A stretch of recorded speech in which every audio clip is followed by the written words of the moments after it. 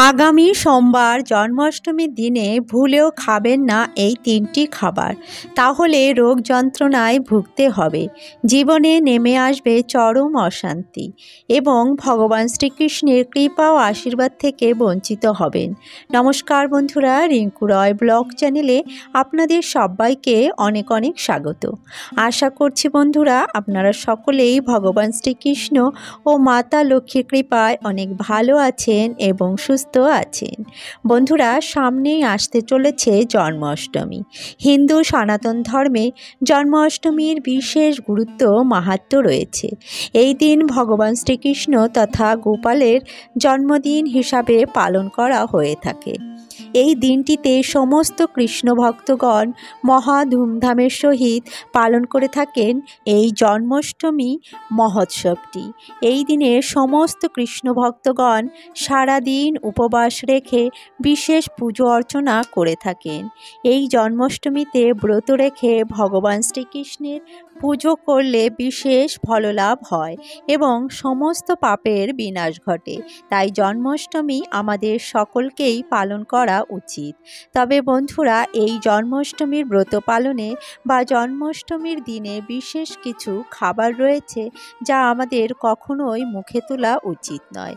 বন্ধুরা, আজকে আমরা আলোচনা করব জন্মাষ্টমীর দিন আমরা কোন কোন খাবার খেতে পারবো না এবং কোন কোন খাবার খেতে পারবো, জন্মাষ্টমী কবে পালন করতে হবে এবং কিভাবে পালন করতে হবে। এবছর অর্থাৎ 2024 সালে জন্মাষ্টমী দুদিন ধরে পালিত হবে।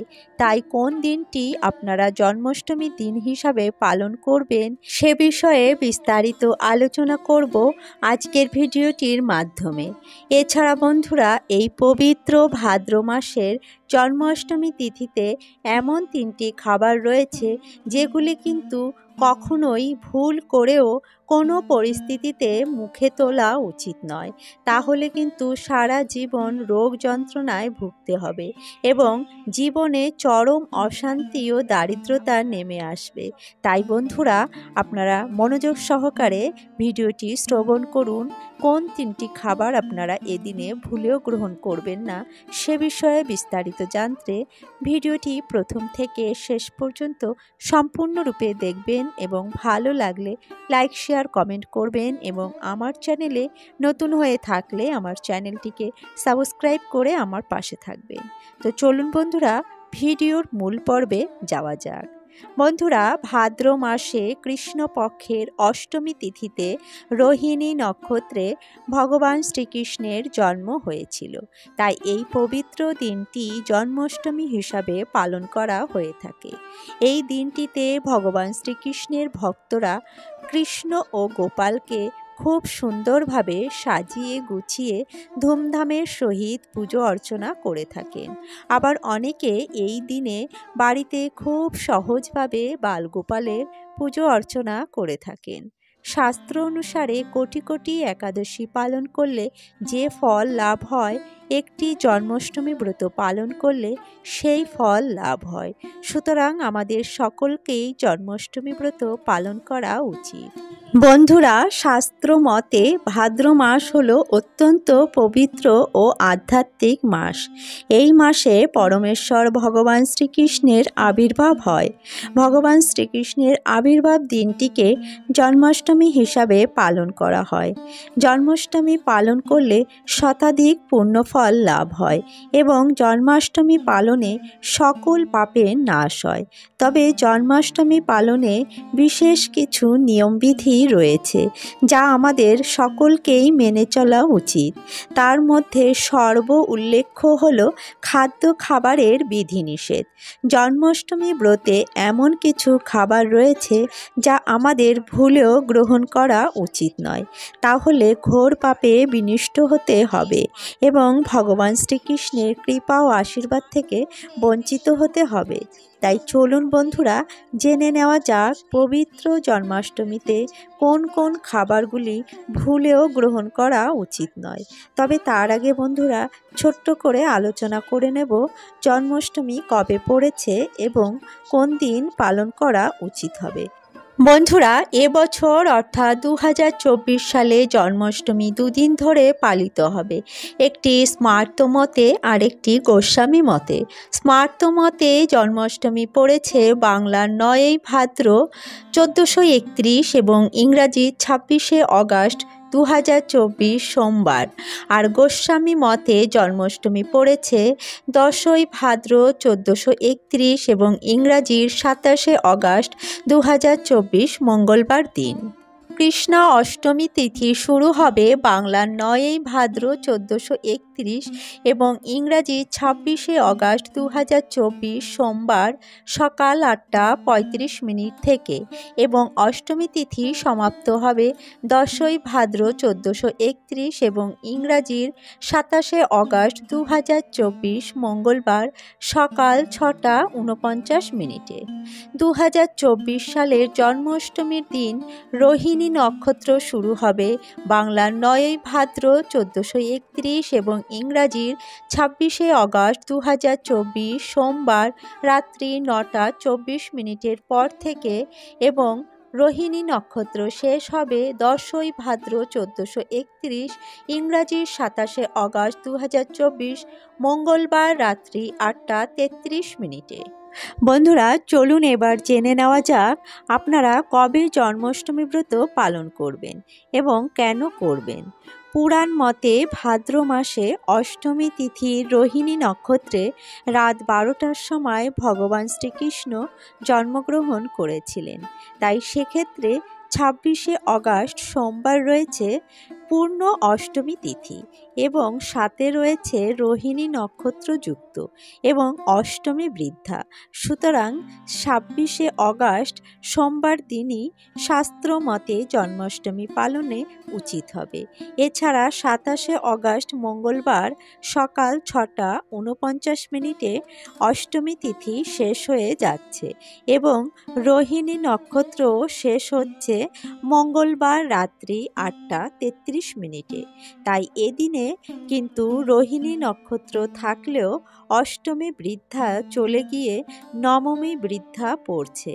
তো এদিনেও আপনারা জন্মাষ্টমী পালন করলেও করতে পারেন, তবে শাস্ত্র মতে সমস্ত তিথি নক্ষত্র যুক্ত উপযুক্ত দিন হলো 26শে অগাস্ট সোমবার দিন। তো বন্ধুরা, আপনারা আপনাদের সুবিধা মতো যেদিন সুবিধা হবে সেদিন আপনারা জন্মাষ্টমী ব্রত পালন করবেন। তবে বন্ধুরা, আপনারা যেদিনই পালন করুন না কেন জন্মাষ্টমী কিন্তু অবশ্যই পালন করবেন, কারণ একটি জন্মাষ্টমী পালনে একাধিক একাদশী পালনের ফল লাভ হয়। তবে বন্ধুরা, জন্মাষ্টমী যদি কেউ পালন করতে নাই পারেন কোনো কারণে, তাহলে সেক্ষেত্রে কোনো শ্রীকৃষ্ণের মন্দিরে গিয়ে আপনারা জন্মাষ্টমীর দিনে পুজো করে আসবেন।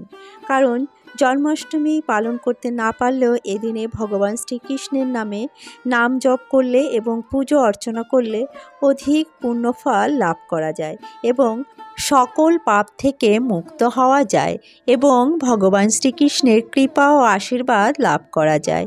এছাড়া যারা নানা রোগ ব্যাধিতে ভুগছেন বা নানা সাংসারিক সমস্যার মধ্যে রয়েছেন, তারা অবশ্যই এই জন্মাষ্টমী ব্রতটি পালন করবেন এবং ঘরে বসে এদিনে ভগবান শ্রীকৃষ্ণের বিশেষ পুজো অর্চনা করবেন। তাহলে শুভ ফল অবশ্যই পাবেন এবং সমস্ত পাপ ও সমস্যা থেকে মুক্তি পাবেন। শাস্ত্র মতে যারা জন্মাষ্টমী ব্রত পালন করেন তারা ইহকাল ও পরকালের সমস্ত পাপ থেকে মুক্ত হন এবং বৈকুণ্ঠ ধাম লাভ করেন এবং তাদের পূর্বপুরুষেরাও বৈকুণ্ঠ লাভ করে। তাই আমাদের সবাইকেই জন্মাষ্টমী ব্রত পালন করা উচিত। কৃষ্ণ ভক্তরা সারা বছর অপেক্ষা করে থাকেন এই জন্মাষ্টমী দিনটির জন্য। এই দিনে খুব সকালে উঠে ভক্তগণ স্নান আদি সেরে ভগবানকে অভিষেক করান।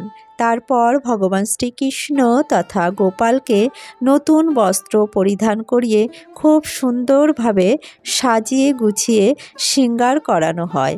তারপরে নৈবেদ্য দিয়ে আরতি করে নানা প্রকার ভোগ নিবেদন করে গোপাল সোনার জন্মদিন পালন করা হয়। নানা রকম অলংকার নানা রকম পোশাক, নতুন বস্ত্র সুন্দর করে সাজানো হয়, ঠিক যেন নিজের সন্তানের মতো। এইভাবেই গোপাল সোনার জন্মদিন পালন করা হয়। এই পবিত্র জন্মাষ্টমীর মহোৎসবে বাড়ির প্রত্যেকে মহা ধুমধামের সহিত ও আনন্দের সহিত জন্মাষ্টমী উৎসবটি পালন করে থাকেন। বন্ধুরা, এই পবিত্র জন্মাষ্টমীর দিন যত বেশি হরে কৃষ্ণ মহামন্ত্র বা কৃষ্ণ নাম জপ করবেন, তত বেশি শুভ ফল লাভ করতে পারবেন। হরে কৃষ্ণ মহামন্ত্রটি হল হরে কৃষ্ণ কৃষ্ণ কৃষ্ণ হরে হরে, হরে রাম রাম রাম হরে হরে। এইভাবে আপনারা যতবার বা যত বেশি পারেন এই নাম জপ করবেন। তাহলে আপনার জীবনে সমস্ত দুঃখ দুর্দশা, অভাব অনটন এবং সাংসারিক সমস্যা দূর হবে এবং মানসিক শান্তি ফিরে পাবেন। বন্ধুরা, চলুন এবার জেনে নেওয়া যাক পবিত্র জন্মাষ্টমীর দিনে কোন খাবারগুলি ভুল করেও আপনারা মুখে তুলবেন না, নয়তো সারা জীবন দুঃখ দুর্দশা ও অভাব অনটন এবং নানা প্রকার সমস্যায় ভুগতে হতে পারে। তাই চলুন বন্ধুরা জেনে নিই এদিনে কোন খাবারগুলো আপনারা ভুলেও মুখে তুলবেন না। সর্বপ্রথম যে খাবারটির কথা বলবো তা হলো আমিষ জাতীয় খাবার, অর্থাৎ মাছ, মাংস, পেঁয়াজ, রসুন, মুসুরির ডাল ইত্যাদি। এই খাবারগুলি আপনারা জন্মাষ্টমীর দিনে এবং জন্মাষ্টমীর আগের দিনে ভুলেও মুখে তুলবেন না, তাহলে ঘোর পাপে বিনষ্ট হতে হবে এবং ইহকাল ও পরকাল নরকে গমন করতে হবে। তাই বন্ধুরা, আপনারা জন্মাষ্টমীর দিনে ভুলেও এই খাবারগুলি গ্রহণ করবেন না।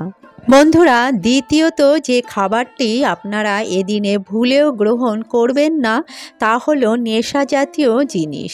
জন্মাষ্টমীর দিন নেশা জাতীয় জিনিস গ্রহণ করলে, অর্থাৎ মদ্যপান বা অন্যান্য নেশা জাতীয় কোনো জিনিস গ্রহণ করলে সহস্র পাপে বিনষ্ট হতে হয় এবং সারা জীবন রোগ ভোগ ও যন্ত্রণায় কাটাতে হয়।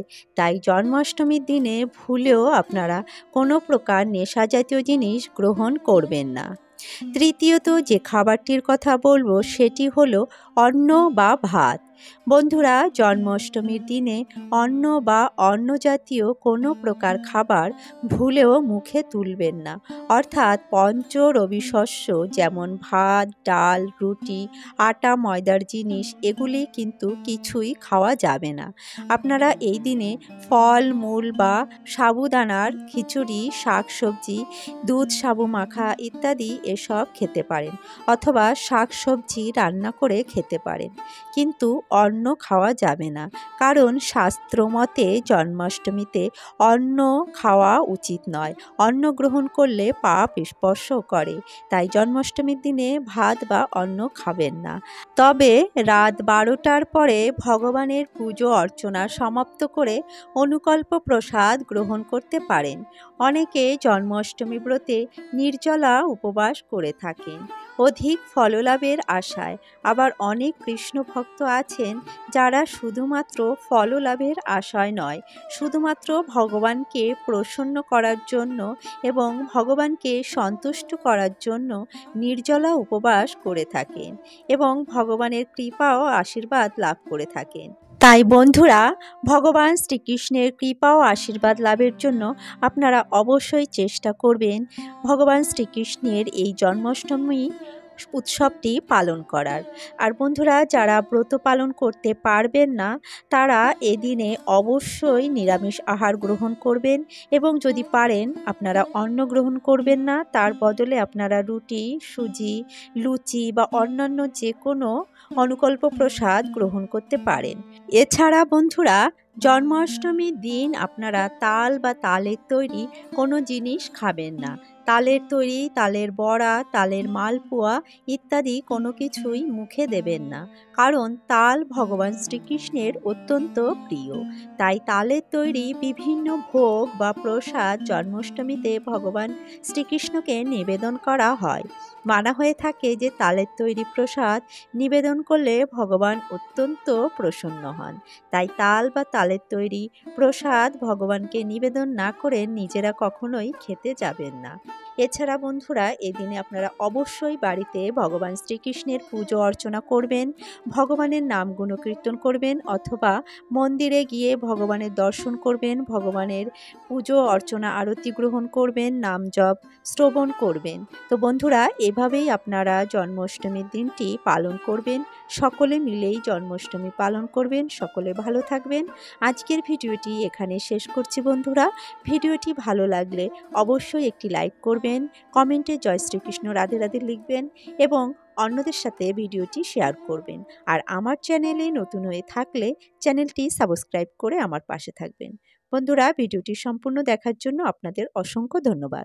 আসছি পরবর্তী একটি নতুন ভিডিও নিয়ে। ততক্ষণে আপনারা ভালো থাকবেন, সুস্থ থাকবেন।